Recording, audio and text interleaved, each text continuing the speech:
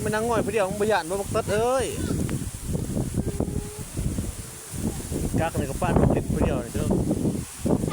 ลายวิดีโอโอ้บรรยากาศนำกล้องขึ้นลำดองอยู่ที่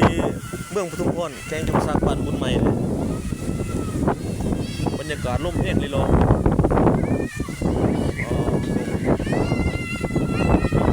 บรรยากาศได้เรื่องน้ำคลองเต็มตัวนี้ป้าสิลายมันขึ้น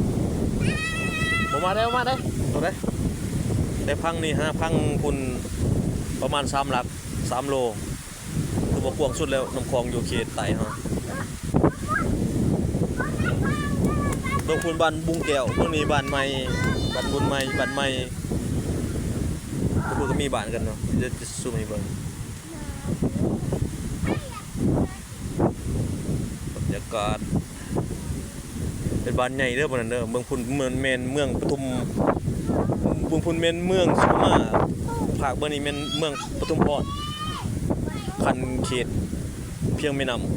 ำพังมันนั้นเป็นสุขมาแล้วพังวันนี้มันขึ้นกับทุกคน